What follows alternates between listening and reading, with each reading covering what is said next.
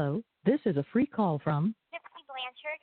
An offender at the Chillicothe Correctional Center. This call is from a correctional facility and may be monitored and recorded. To accept this free call, press 1. To refuse this free call, press. Thank you for using Securus. You may start the conversation now. Hey, Nonna. Hey, Gyps, how are you? I'm doing good. How about you? I'm doing good. I am Good. visiting my girlfriend here in St. Louis. You're in St. Louis? Oh, Well, great. yeah, up here. Uh-huh. Yeah, her her husband passed away this summer, and I have not been able to get up to see her. So we finally figured a weekend, and I came up to visit her. Aw. Well, that's Yeah, great. Okay. it is. Aw. Well, that's wonderful. Well, I wanted to call you and let you know that I love you. I sent you a Christmas card. It went out today. Oh, So, good. yeah. Mine haven't gone out yet, so you'll have to wait. That's fine. I was a bit early, but I wanted everybody to get their cards before Christmas and not after, so I sent them out early. How many did you have to write? Well, I got all of like the close family members, friends. So I think like 26.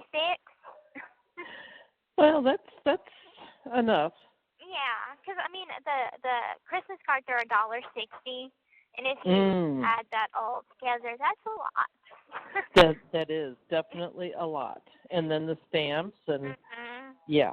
But I decided to splurge because it's it's Christmas, so It is. splurge on that. Wish everybody a happy Merry Christmas. So You bet. yeah. You bet. But anyway, I'm gonna let you go so she's visiting. Oh no, you're fine. Her brother and sister are here too, and so we were finished dinner and just sitting around the table chit chatting. Okay. So Nice. we're okay.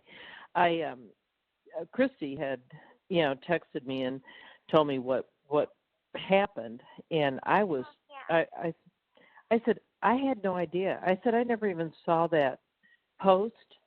I said I don't read half of those, and I really don't. I mean I mean every once in a while I'll see something and it ticks me off. It's like, well, what was that doctor's name that brought him up? Who cares? What's it to you? Right. But it all started with me saying, what does it matter? But she was doing a good deed, and this is Right. so And it like, doesn't matter what her.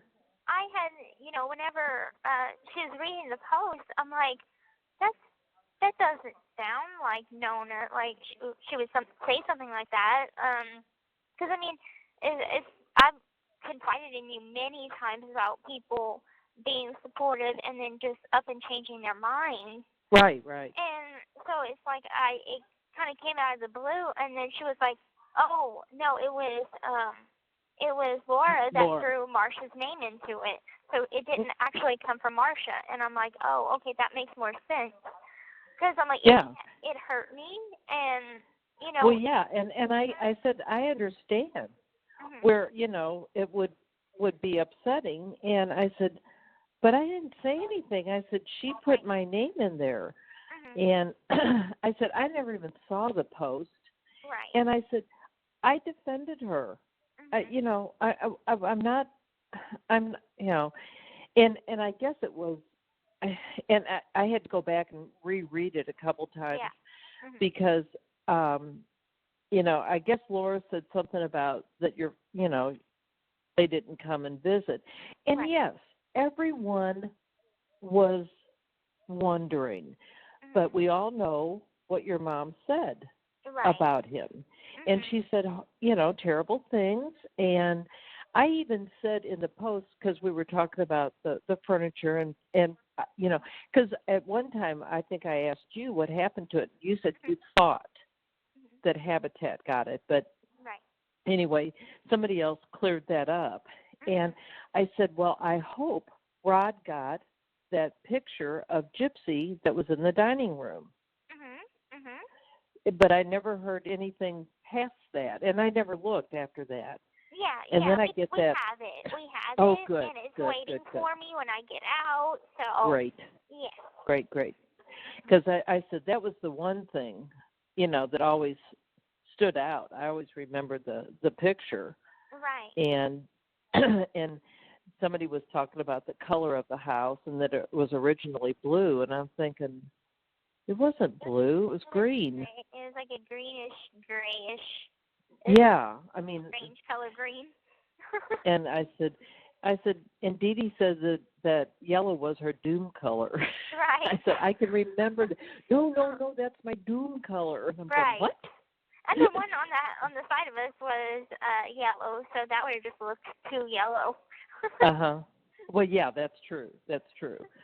Yeah, but and because she was talking about painting something, I said, well, yellow's really cheery. She goes, oh no, that's my doom color. And I went, oh, okay. Well, yeah. I like yellow. It's like whenever, Christy had read the whole post to me, every comment, and I'm like, okay, that makes more sense. And so, because she was like, she had posted something like, I don't think you should go and see Gypsy.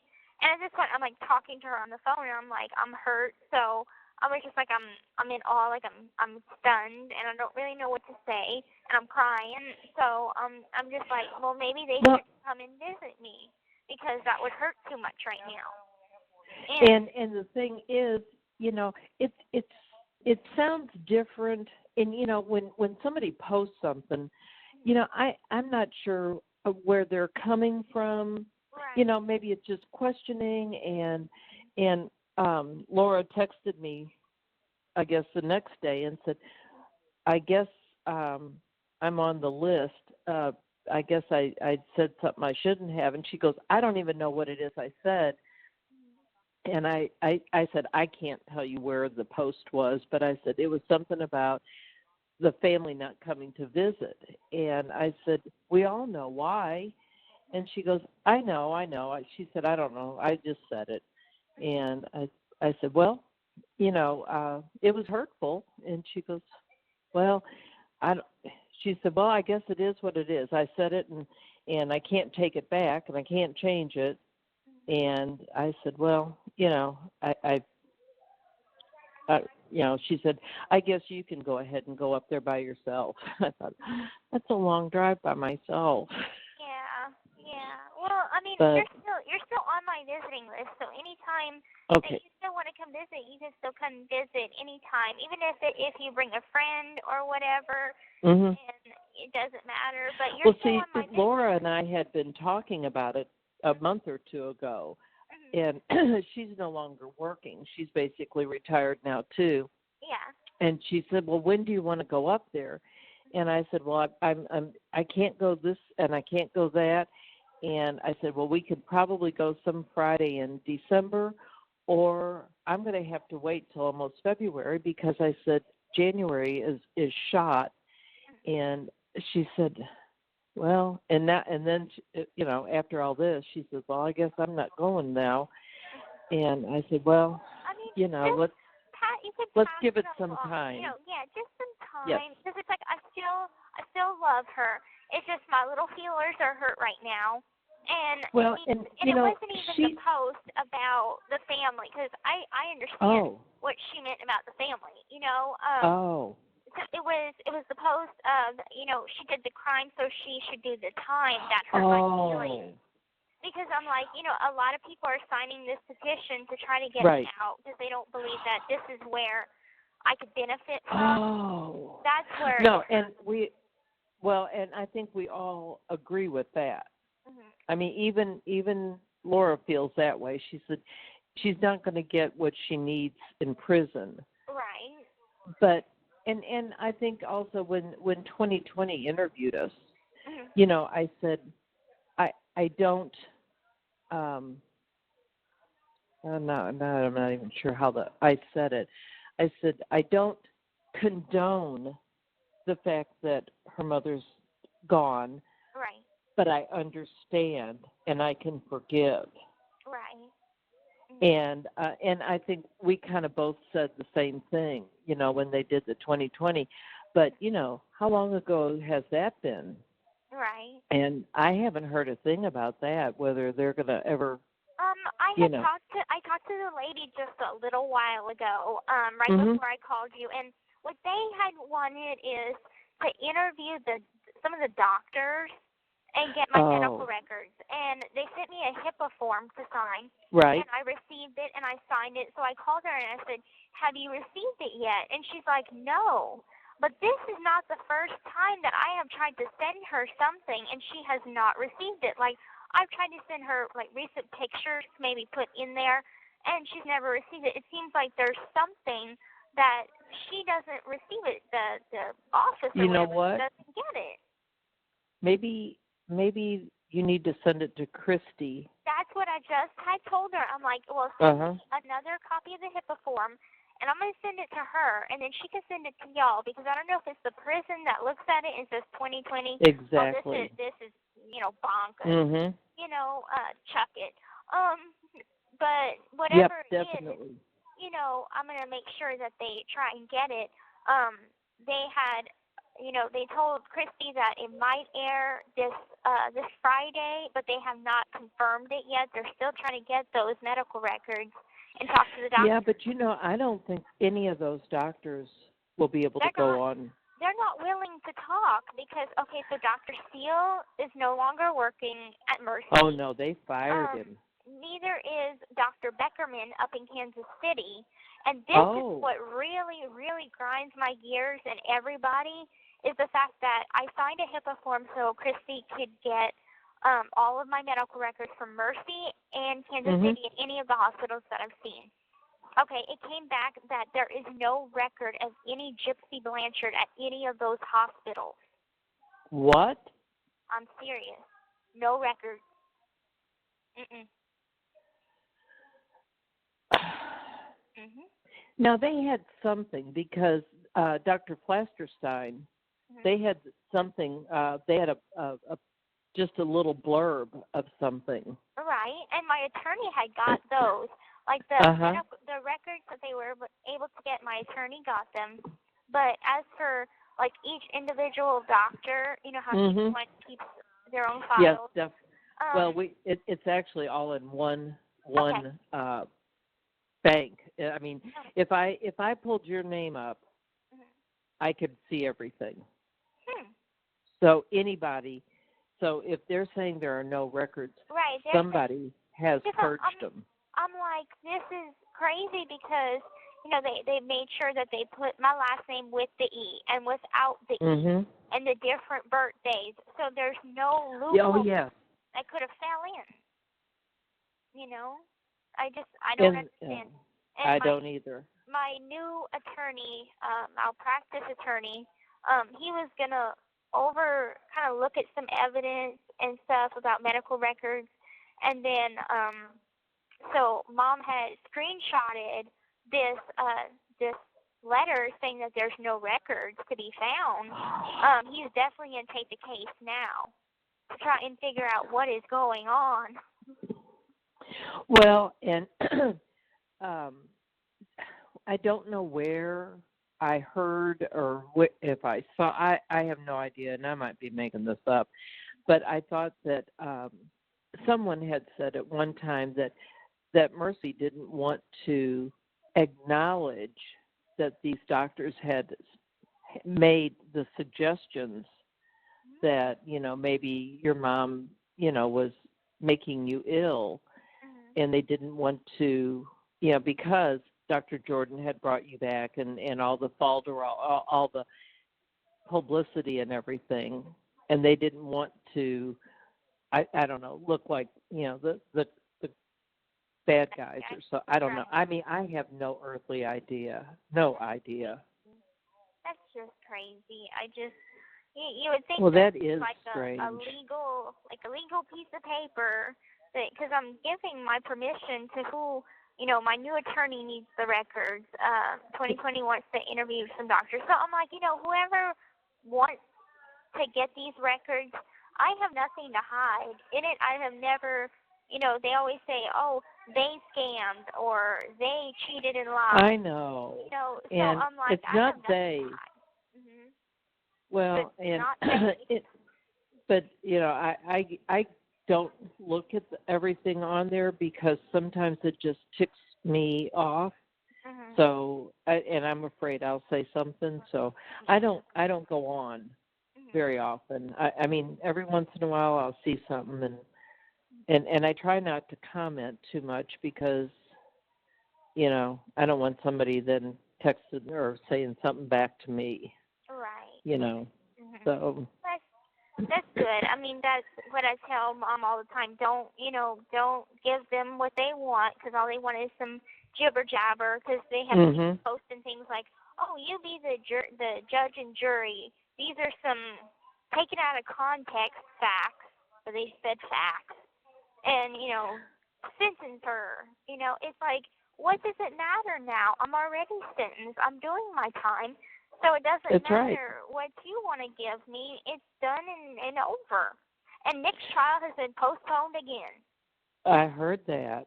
I just had heard that. Now, I watched, excuse me, some of the Dr. Phil Mhm. show. Well, I mean, I got it recorded, and I watched most of it. Mhm. I thought he was kind of rough on you. I mean, they have a therapist here, and she pulled me to the side and was like, "I'm sorry, Dr. Phil isn't asked to you." I'm like, he was fair because looking at it, you're not just looking at a murderer. You're looking at a victim too. So he had to put the hard side on the perpetrator side and put the soft Right. side on the victim side. So I think that he was fair. And whenever he had asked me the question of, is your life ruined? Now at this point I thought we were on break because he said let's take a 5-minute break. And so I was wiping my eyes and then I was talking to him one-on-one. So I didn't know that part was being filmed. Oh. So they put it in, and I'm like, oh, I didn't know the camera was rolling at this point, because I'm like telling him that I want to be an advocate for abused children or people and stuff like that. I was just talking to him. I didn't even think that they were filming us. Yes. So I mean, he is a nice man, but he's a professional, So I think that and he has to. It's television. And I think he asked you some tough questions. I think, and there were some comments again on, your Facebook page about. Did you see her eyes when she looked at this, or did you see how she reacted to? And it's like, who watches stuff that closely? Right. I don't. Right. And I mean. But again, I'm closer to the situation, and and I'm not one of these outsiders that is full of snide comments. Right. And and I never saw Laura really write it, but I mean I hear what you're saying. See, what Christy told me was that it was about that the family didn't come to visit. Well, I think on her part, that's where she got hurt. And on my part, it was a different comment. So right. it's like I can understand whenever people ask and question, like, why wasn't the family there before? And to me, my opinion on it is like, well, have you not seen the documentary? Have you not seen Dr. Phil? Because I explained that. And well, and we all experienced it because there would always be something your mom would have to say about, well, he was going to come, but he didn't show. Right. Well, that's not true. She manipulated him that he wouldn't make it. Right. And lied to him and everything. And, you kind of wonder,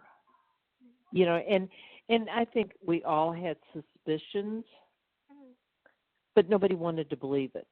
Right. And nobody ever wanted to believe anything bad, especially when a child is involved, Mhm. even though the child is not as much a child as we thought, you Right. know. But I even understand that part, and it's like I put no blame on anybody but myself, because at the end of the day, I put it on myself that I should have just got up and walked in front of somebody, even you, Well, absolutely, especially you would have saved yourself all of this problem right, that because you spent the night not too long before all that happened. right. Mhm. And I thought, okay, she was up half the night on, and I thought, that's what she was doing. She's planning all this. Oh, my gosh, don't do that No, at my house. I wasn't planning it then. Oh, no. Okay. I was watching movies, and I was Okay. trying to not stay on that dang machine, because I did not. I was like, yay, I'm away at night. I don't have to be on the machine. Yes. How nice. So that's what I was doing. I was watching movies and trying to enjoy the night without the machine. Well, and, and for your mom to allow you to stay with me, I always thought that was, kind of a real leap of faith Yeah. that you would keep quiet, Mhm. and I saw you one time when I went up to your habitat house. Mhm. I saw you standing, Yeah. and I said something, and your mom came up with some kind of an excuse, and I am a very, very trusting person. I believe everything people tell me. I don't think people are bad You're right. You until have they a good prove heart. different. Right. Well, I try, Yeah. and I prefer to see people are good and hate to see, now a serial killer, they're not so good. But I'll rate this. yeah, you can just cut it all off. Yeah. Yes, I think that would be just a fine idea. But and I think she could see that I was a very gullible human being, that I believed things and took them at face value. Right. And of course it hurt. It hurt me deeply that that we had all been played, but I never felt that you were the perpetrator. You weren't the one. You were just required to follow. And I always had, like, no matter who it was, no matter how much I trusted them, I always felt like that fear of, will they tell my mama? And I had that ever since I was little. It's like, whenever I was little, I always used to do, I'd always do something like I ate a bowl of macaroni and cheese, and I had the feeding tube, so I know that I wasn't supposed to. So I'd always say, "Don't tell my mom." And well, they tell my mom. So they're like, "Why is she telling me? Don't tell you this?" And then I get in trouble.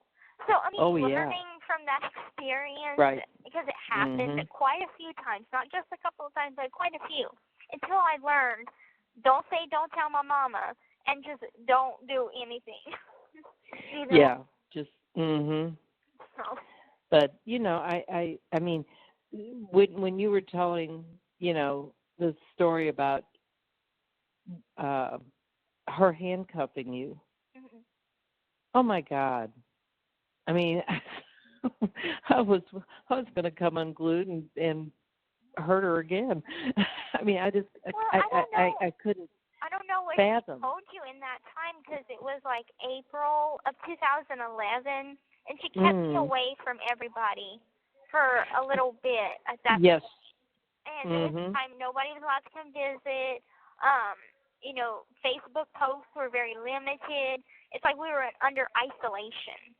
And so that's what was going on, is she had, brought me back from running away and trying to, like, train me again not to rebel and run away. So, she didn't want anybody to see us fight or argue or even sense that something was amiss in that time.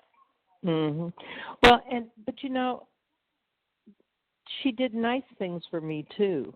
And you know, and it was like, don't buy me things you don't need to, you know. I mean, I've got a couple of shirts, you know, that I know cost more money than should have. She needed to be spending on me, even though she had that money hidden. She still didn't need to be, you know. We love you. You know, we love you, and I still love you. And I think I truly, honestly believe she liked me. I really, truly believe that. She never said anything bad about you ever. And it's like, I don't know. I mean, she had this way of caring for somebody, but also screwing them over at the same time. Yeah. And I don't know how that's able to be, because you would think that someone would have a conscience about it, but I guess she didn't. Because, like, Nonna's amazing, but I'm, you know, lying to her and everything and all this kind of stuff. Yeah. But Oh, well. Well, but, you know, the innocence that you did have brought you to that understanding, and not understanding your mother's actions, not understanding why we're doing this and why I have to sit quiet in a doctor's office and why I can't. Why am I on a feeding tube? Why can I not be a normal kid? And I mean, I just can't. I mean, it's so hard for a normal parent to understand, but it was a sickness. It had to be a sickness that she had in order to do that. Yeah, that's what I truly believe. Because, like, I know they can't really diagnose her with it since she's not here. Right. But all of everything that's left behind, the aftermath of it, points to Munchausen by proxy. Right. So it's like that must have been what it was. And I think Dr. Flasterstein put that in his notes. He did. And I'm not sure if Dr. Steele did or not, but I think that Dr. Flasterstein did. And it's like you said, if she didn't get what she wanted from the doctor, you never went back there. You went someplace else. And I mean, and of course, we only started seeing Children's Mercy up in Kansas City after she stopped taking me to Dr. Flasherstein, because I saw him in 2007. That's the same year that we transferred of all the doctors to Kansas City. Okay, yeah. Yeah, because she didn't stay at Mercy too long, or St. John. So, yeah. It just baffles me how it's like, I know that there's records of all this somewhere, you know. There's got to be. Yeah, because it's like, is there a statute of limitation of how long people could hold records for until they're destroyed? I know that at Mercy in 2008, we went on a different computer system. So the old computer system, what they did is they took all the files and I guess it was microfilmed, but all files had to be sent to a warehouse where they were put away. They were stored. And so if a patient needed something from 2003, 4, 5, whatever, they would have to go to the warehouse, and it could take a couple of weeks. If it was before, sometime in the 1990s, I don't think they have anything. Okay. Well, we know but, that I was there in 1990s. I mean, no, you weren't. But you were there in 2005 and 6 and part of 7. And then everything. I mean, the real group of majority of surgeries and things happen after 2008. Or maybe because I mean, in Kansas City in 2008, I was still losing my teeth and stuff, and in 2011, I had lost some more teeth. So I know I had multiple dental surgeries, you know, throat surgeries, eye surgeries. So I know all that was probably after 2008. So it's like it should, and I didn't know, is it possible legally, can you destroy records? Or is it by legally you have to just store it somewhere, I think that it has to be stored for so long. Now, I don't know, because I know that a lot of times we'll have patients that, maybe have moved away from the area and they are needing something, and it's like they don't have it, and maybe somebody, let's say, had a hernia surgery in 1999. Well, those records are no longer. Right. Yeah, because they want to know, the next doctor that sees them, they're having issues.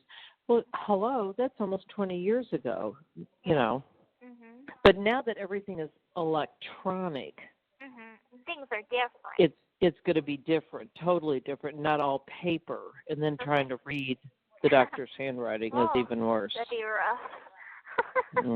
I mean, I think they take a class in college to how sloppy can you be? Well, I think I need to take that class of how to read handwriting, because with all the mail that I'm getting, I'm like, some people have really fancy handwriting, and I can't read cursive. So I'm like, I tell my roommate, can you read me this? Well, and I know, and I write in cursive, and then I think, oh my God. But and if I had a computer, then I could type it out. But I don't have a computer right now. All I have is an iPad, and my iPad is one of the old ones. And it doesn't do a lot of stuff. Well, that brings me to some good news. I don't know when, but it's going to be either between now or the end of next year. We're getting tablets. Wonderful. Yes, and video visitation.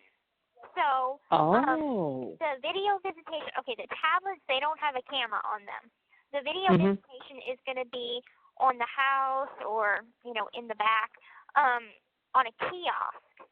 And since you're on my visitation list, you're already pre-approved for that type of thing, and it's going to be like 30 minutes per session, and it just has to be scheduled like 3 days in advance, because it's going to be a pretty popular thing. But yes. I mean, that's going to be amazing, and it helps with like long distance whenever your family is like you in Springfield and stuff. So well, and especially with your dad and Christy, being able to see him and her and have a different communication. That'd be wonderful. And like how you could email me with the new JPay. Well, I'll be able to email back whenever I get the tablet, and you can send me pictures. I can't send pictures back, but I'll be able to store it on my tablet and watch movies, play games, listen to music. This is all good. This is all stuff with good behavior. And so, I don't get into trouble, so I know that these are features I'll be able to have and enjoy. Wow. So that'll be wonderful. Some rumors have said that we're going to get them on the 17th. The caseworker said first of the year. The paper said we're hoping to put every institution in the state of Missouri has their tablets by the end of 2018. So it's like we really don't know when we're going to get them. We just know that it's coming soon. That'll be just so nice. Oh yeah. And it'll be easy. It'll also help you with doing homework. Yeah, they'll have educational little stuff on it for like assignments. So it's gonna be great, and it's free. They're giving everybody a tablet. Free? Oh my gosh. Yeah, and it's I guess because instead of Access Corrections, it's JPay now. So JPay, the company, is giving everybody in the Missouri Department of Corrections a tablet, and it's to kind of help with I guess it lowers staff the workload on the mail room and stuff from everybody sending letters all the time. So it's to kind of help but out think staff. about all those other inmates that never get a letter. They don't have family that cares or anything, Yeah. So it's gonna be good. And I'm just like, Mhm. oh, I'm so excited because it's like I don't have a lot of people on my visitation list, but the people that I have are the ones that are most important to me. So I already know the ones that are already approved for visits. I know that video visits will be a breeze. So I'll just be like, hey, Wow. a video visit sometime. Woo, cool. Yeah. Oh. Well, that'll be interesting, really. I mean, just to get something like that and to be able to, Yeah, to feel like you're not totally cut off from every kind from of the world. electronic device. Because I'm like, whenever I had got on the computer at school and doing some homework on school, I'm like, on the computer, I'm like, I forgot how to use a keyboard. Mhm. I'm like, what does shift mean again? I feel like Capital. I have never ever used a computer before. Like, Well, it's been so long. it's been a while. So, oh my, that's. I mean, when I do have to go in and work at the clinic, which I haven't had to work for a couple months now, but it's like I got to re-educate myself because I don't have a computer, I don't have a keyboard, I don't have any of that stuff, and that's something I keep wanting to buy. And I want somebody that knows what they're doing to go with me, and my family's too busy for me. So, like, okay, well, that's their tough luck. right, they're tough loss. Mhm.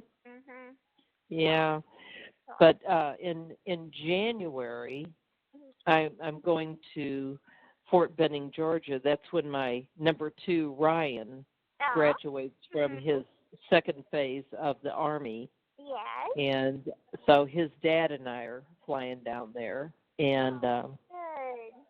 and then January 2nd, the oldest boy, Anthony, he's the one that's 22.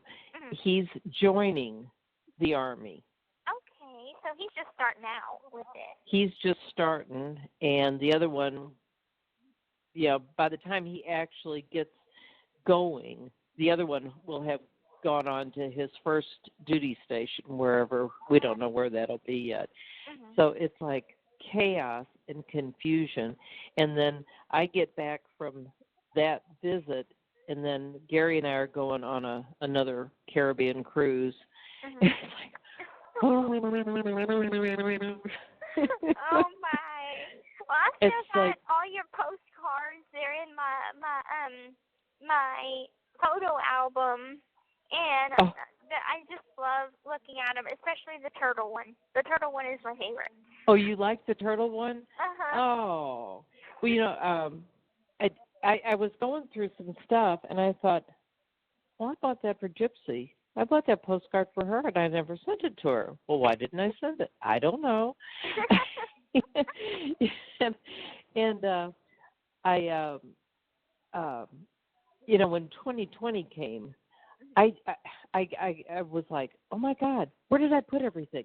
Oh my gosh, I can't find this. I've got this photo album, and I've got this, and it's all of her stuff. And I had almost all the cards that you had ever sent, and I had like articles from the newspaper, and I could not find any of my pictures from when you got your Habitat house, and but I found I had a ton of pictures on the table, and of course, your painting, and she said, well, do you have any more? And I'm going, yeah, but I can't remember where I put it. And part of it was because I had been cleaning out rooms, and I was trying to organize. I'm not a very organized person. Okay. And don't worry. If you ever need me to organize, I'll organize my locker like twice, 3 times a week. So my roommate's like, are you organizing again? I'm like, I have to clean. I have to make it look presentable. And so if you ever need a little organizer and I can organize all day, just call me. Well, Could you hurry up and get out of that joint so you can organize me? I would love to. Because I need lots of help. Okay. And, and my kids, they don't want anything that I've got. And it's like, what am I going to do with all this stuff? I said, I've got my mother's stuff and, all my stuff. And it's like, geez, Louise. Well, save it for the grandkids. Whenever, you can maybe pass it along to them. Well, I'm going to have to do something because nobody wants anything. And of course, way, way, way in the old days, when people got married, they got fancy dishes and fancy silverware and fancy, crystal and all this. Well, nobody does that anymore. Mm-hmm. Nobody wants that. Nobody eats out of it. Nobody could care less. And it's like, and some of my stuff's like almost 50 years old. Mm-hmm.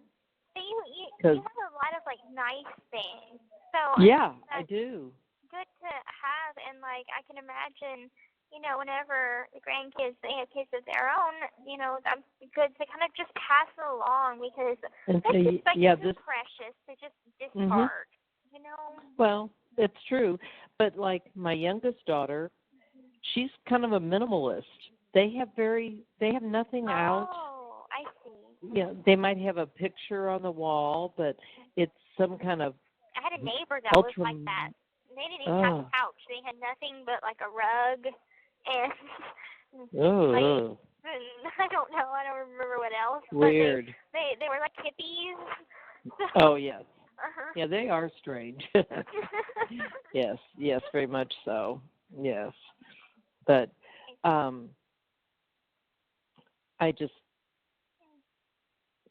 don't know. But it'll all work out. We'll get it all figured out one of these days. Yeah. No stressing over it.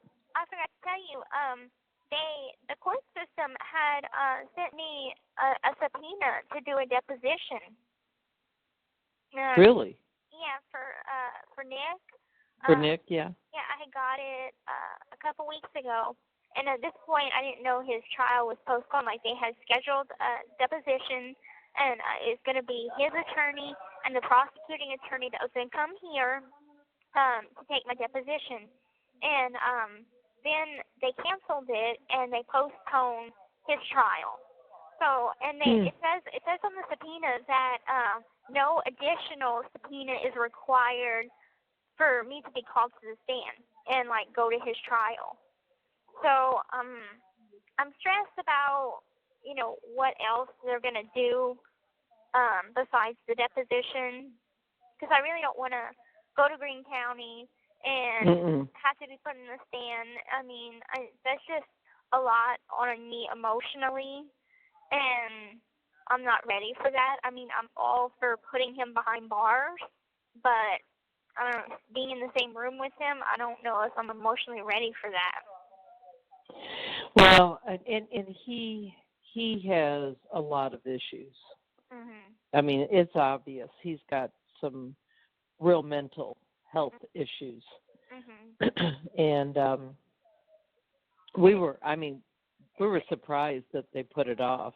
I know. I really thought it was gonna, because they had pushed it off so many times before. And for me, it's This call is from a correctional facility and may be monitored and recorded. I didn't think that they were going to put anything in the paper about me going on Dr. Phil, but they did. So it's in the Springfield paper, and the jail gets the paper, and they're allowed to watch Dr. Phil. So I'm sure he knows, because before every other time, he didn't know that, we're not together anymore. Look, I'm not Team Nick anymore. So, I don't like you. And I really hope that you do spend the rest of your life in prison. He didn't know that all before. So if he didn't before, he knows now. So to put me on the stand, I would not put it past him to have a whole fit in the courtroom. Well, I would say the safest place for him is in prison. Mm-hmm. Because I mean, he's not a normal right. person.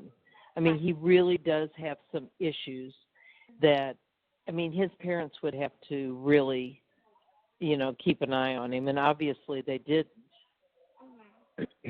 And well, I mean, I've heard of different prison mental hospitals in the state of Missouri, and so I think if anything, that would be a good place for him, because he would be getting some help while also incarcerated, so nobody else can get hurt, and nobody could get manipulated by him, because that was the thing to do, is manipulate young women into liking him and then being so codependent on him. So, I mean, he's a predator no matter which way you spin it.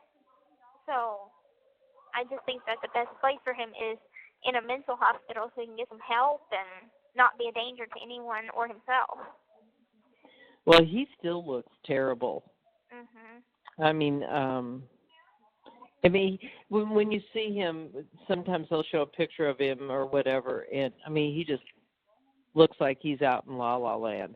I mean, he probably didn't do drugs, but he looks like he was on drugs. Yeah. Everybody says that he's got the creepy eyes, and I'm like, he that's does. True. He's got creepy features. Yeah, and he can keep Victor, because I don't ever want to meet that guy. Right. No. I'm so happy. Oh my God, Nonna. I have a new boyfriend, and he is wonderful. He's in the support group. His name is Ken Euchre. Mom and Dad know about him. It started off, he saw the documentary, and he wrote me, and we started writing each other and became friends. But, like, I always had liked him, and he always liked me, but, well, maybe not always, because at first when he wrote me, it was just a friend thing, and we grew to like each other. And I told Mom, I'm like, I really like him. Check his Facebook, see if he's single.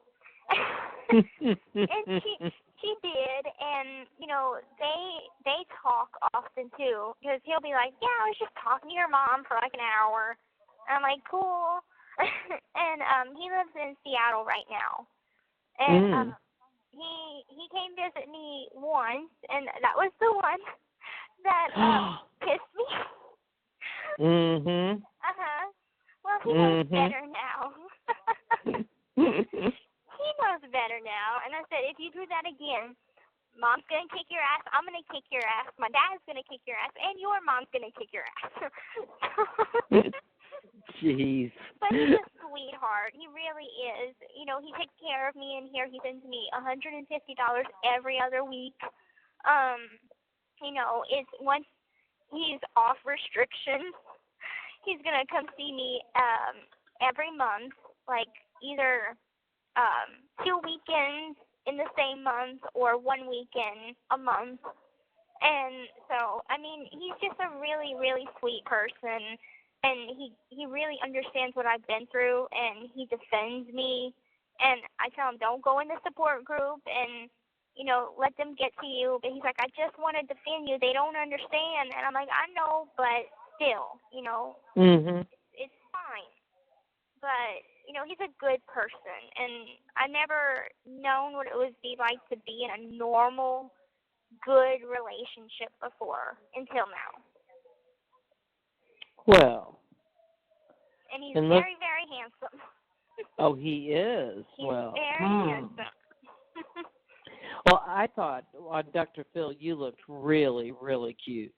Thank I you. said, and there were a lot of comments about how good you looked compared to, when people first saw you, like going to your first preliminary hearing or something, and the short hair and everything, and it's like, and I said, because I had a picture of you with the really short hair, and then I had a picture, of one that you had taken up there, and I said, look at the difference. I mean, this is who she really is, with the hair and the makeup, and, this is the real girl. Right, it's totally different. And I'm still working on myself and trying to better myself as a human being and really grow and understand about everything that I've been through. And looking at the episode of Dr. Phil, looking at that, who I am now, like I look at myself in the mirror every day, but looking at it on the TV and really getting the whole picture of what I used to look like to now, it's like so different. It's a 180. And I'm like, how much, when did I actually grow up? Because when did that happen? Must be recently, because it's like it went boom. Well, and when you were in the Greene County Jail, you started letting your hair grow, and you started, kind of experimenting with the makeup. And now that you're up there where you can actually buy stuff and, do it the right way, it's so different. Right. But I'm happy that, I've grown this far. And like I told Dr. Phil, I said, I feel like I'm 50% there, but I feel like the other 50% needs to come from an outside source, more help than what they can offer me here. And, get some real therapy going to help me not only on the outside, but on the inside, really heal emotionally. I definitely, and I'm sure that you will. I mean, you had 24 years of that. It doesn't happen overnight. Right. Or 23, whatever it was, however old you were. Yeah, it was almost 24 because a month almost. later. Yeah, that's right. Months later, it was 24. your birthday. Yeah. Because I was sending you a birthday card, and it came back because you had gone to Vandalia, and it's like, what? Who said you could go there? Yeah. I'm sending her a card. Well, I still got it. Well, yeah. We sent it, so I'm happy. Well, I found another one, and I thought, now, I wrote all this. Did I not ever mail that? And I think what happened is I had mailed it, and I had done something. Oh, I know what it was. It was a card, and it had, like, a picture from Hawaii on it, and it was just kind of glued to it. Oh. And then, now this was Greene County. Right. And they sent it back, and I couldn't figure out why. So I readdressed it again, no stickers, no this, no that. And it came back, and I thought, well, shit. And then I figured out it was over there. So yeah, they were terrible. And I finally took the picture off of it, and then I think I forgot to mail it. I thought, well, this is dumb. Oh. That was 2 years ago. Throw that away. Right. Yeah, the time has passed for that one. And it's like, I mean, it's so different with the whole correctional system is totally different than Greene County. Right. Greene County, it's like you couldn't get anything by. At least here you're able, the rules that they're most sticklers about is the writing on the back of pictures, and don't send a picture with a letter. That's the only thing that, that I get rejected for. And I can't, when someone sends me stamps or paper to, send them back a letter, I can't get that because I could buy it on Canteen. So that's the only thing that they're picky about. Other than that, I get everything else. It's interesting. Yeah, because my cousin Tiffany, she had tried to send me pictures, but she would always forget that I can't get the writing on the back. And so she took a couple of Snapchat photos and tried to send that and put writing on the back. And it said, my rejection said, no Snapchat photos and writing on the back. I'm like, Tiffany, you know the rules. It's been like 2.5 years I've been locked out. Oh. Well, it's and you don't think. I mean, it's just kind of a normal thing that if you're writing a letter and you have a picture, that you want to put it in. Right. and I mean, I can do that. I can send a card and a You picture can. together, but the other person can't. we can. I'm like, And it just doesn't make sense, because if there's no writing on the back of it, we're not trying to, I mean, if they could explain why. right. I mean, that's me. It's well, I don't understand. Well, if I understood why, I could probably share it better with my family. But Right. I don't know, because I mean, they say that if you write on the back, it's considered a letter, which is silly. I mean, they allow you to write who is the person, maybe not who the picture is of, just the date and the month. And I'm like, okay, that's strange, but I tell everybody that sends me pictures, just don't write on the back and don't send it with a letter, and I'll get it.